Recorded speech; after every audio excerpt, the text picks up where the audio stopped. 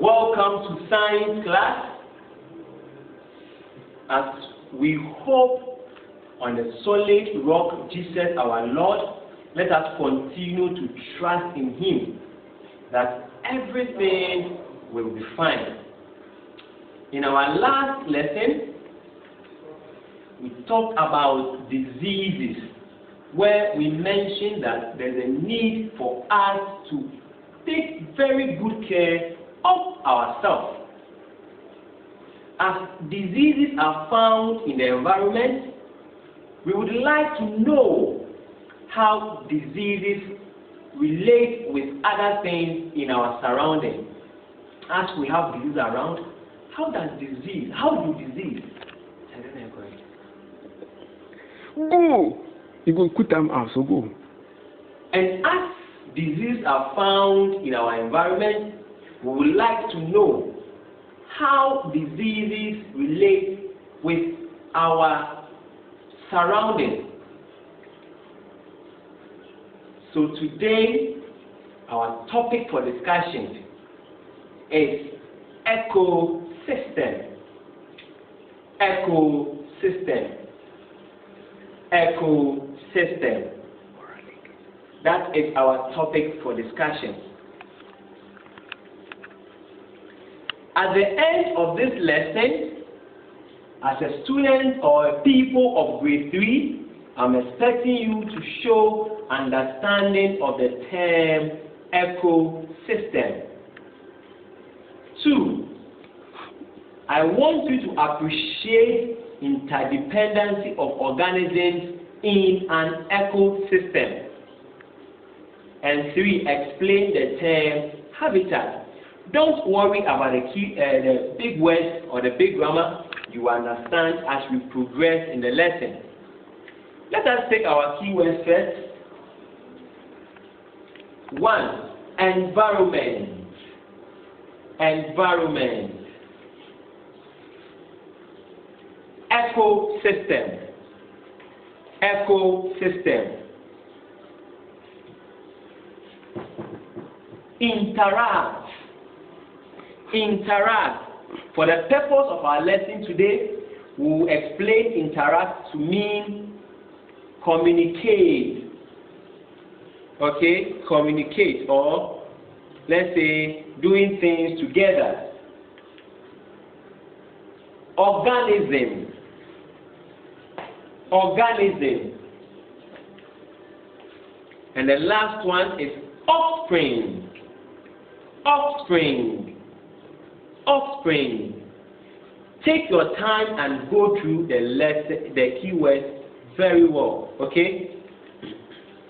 Our moral linkage for today is picked from the book of Genesis chapter 1, verse 31, and it reads, God saw all that He had made, and it was very good. So if God saw that whatever He has created is very good, what are some of the things God created? The things God created are the things we see in our environment. So what are the things in our environment? Can you name anything in your environment? I'm sure you can. So in our environment, we have living things and non-living things. And this is a chart of living things. Plants here and animals here. So it means that living things can be grouped into 2. We have plants and we have animals. These are the 2 groups of living things. Among the things God saw that it was good. Look at the picture in your view. The plant and the animal, the 2 groups of living things. We said in our previous lessons in school that living things are things that have life, if you can remember. And right now we said they are grouped into 2, plants and animals. Can you see it on your screen? Very good. So these are the two groups of living things. Now let's see this one. Plants and animals in an ecosystem. They do things together. They do things together. Look at the tiger, the monkey, the elephant, the cheetah, the parrot, and so forth. And the plants. They are all doing things together. So in short, plants and animals interact with each other in the environment. What I mean is they do things together. They do things together. They interact. Can you name some of the living things, non-living things in the environment? I'm sure you can tell me non-living things. These are few of them: the land, the water, and the sun. Because we say living things have life and they do things that living things do. But these things do not do such, so we will term them as non-living things.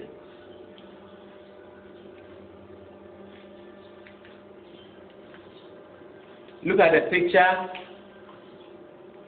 on your screen. You can see animals, you can see water, you can see land, you can see plants, you can see the sun. All these things you are seeing in the picture, they all need one another. They need each other to survive.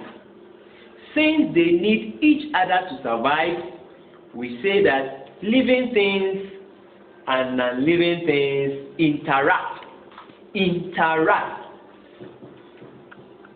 Look at this picture too. You can see a giraffe, a zebra, and plants and a rock here. It shows that the plants need the animals need the plants, and the plants are walking on the land, and the plant is planted or growing on the land. So they all need one another. So living things and non-living things interact with each other.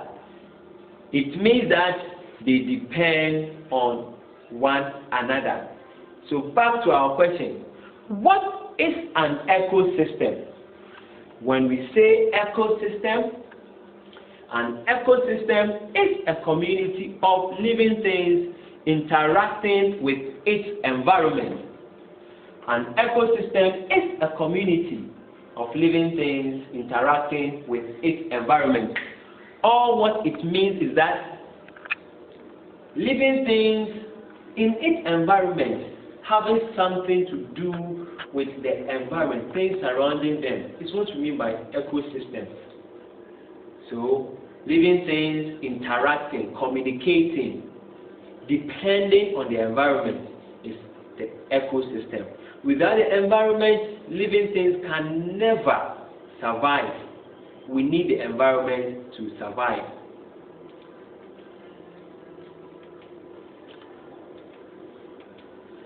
Do you get it? Very good. Now let's see. Let's read something on the screen. As living things depend on the environment to live, and as they depend on the environment, they are interacting with the environment. So as living things depend on the environment, they are interacting with the environment. Now that we are done with the ecosystem, can we move on? Alright. So every organism simply means living thing. Every organism has a unique ecosystem within which it lives. Every organism has a place which is unique that it can live. And the ecosystem is its natural habitat. Where an organism or a living thing lives, we call it habitat. So anytime you hear the word habitat, it is the home of an organism. So when we say habitat, a habitat is a place where an organism lives. A habitat is a place where an organism lives. What do you think may influence an organism to choose its habitat? What do you think will help an organism, a living thing, human beings, to say that me, I want to live here, me, I want to stay here, there are things that will influence them or that will make them choose where to live. And some of them are as follows, or reason why organisms choose their habitat. One, food, the food they eat. If the food they eat is found in that environment, they will be forced to live within that environment. They will not go beyond that environment. Two, water. The water they drink, if it is found there, they will stay there. Three, shelter. A place to live. If they can have somewhere they can stay, then they will stay in that environment. Four, peace. If they have their peace of mind, they are okay, nobody or nothing is bothering them, they will live there. Next one, breed its young ones or offspring. It means that if the living thing can have the peace of mind to reproduce, to give birth, then it will live there. It will live in that particular environment. Okay, no living thing will live in an environment where it can't reproduce.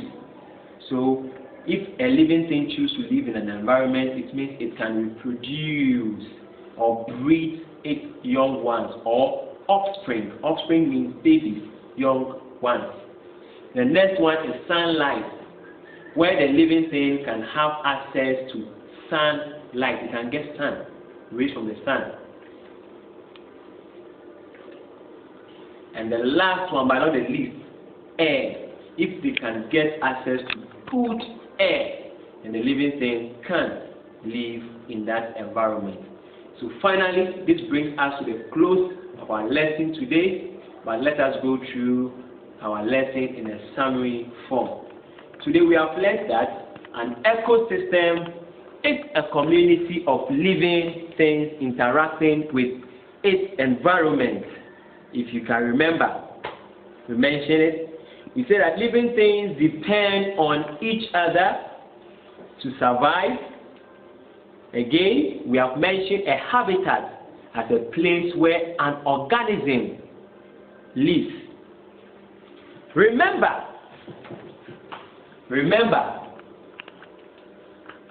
you become what you think about.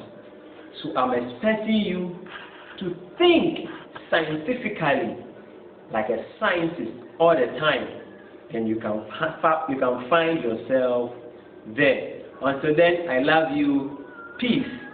Bye bye.